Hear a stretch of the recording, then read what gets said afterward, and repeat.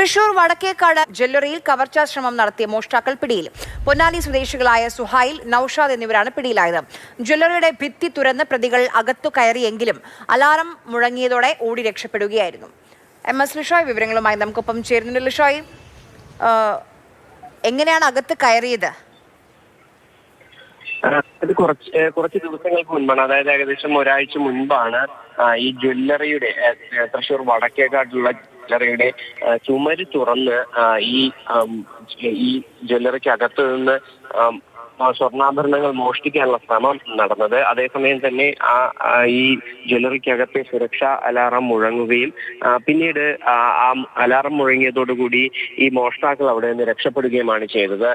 വ്യാഴാഴ്ചയാണ് ഈ സംഭവം നടന്നത്. പുലർച്ചെയാണ് ഈ മോഷണ ശ്രമം നടന്നത്. ജ്വല്ലറിയിൽ നിന്ന് മറ്റ് ആഭരണങ്ങളൊന്നും തന്നെ നഷ്ടപ്പെട്ടിരുന്നില്ല. പക്ഷേ പോലീസ് CCTV ക്യാമറകളുടെ ഉൾപ്പെടെയുള്ളവ പരിശോധിച്ച് പ്രതികളെ കുറിച്ചുള്ള കൃത്യമായ വിവരങ്ങൾ ശേഖരിച്ചു. അങ്ങനെയാണ് പ്രതികളെ പിടികൂടിയത്. ഈ പൊന്നാനി സ്വദേശികളായ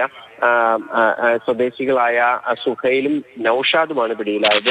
തൃശൂർ സിറ്റി പോലീസിന്റെയും വടക്കേക്കാട് പോലീസിന്റെയും സിറ്റി സാഗോഗ് ടീമും ചേർന്നാണ് ഈ പ്രതികളെ പിടികൂടിയത്.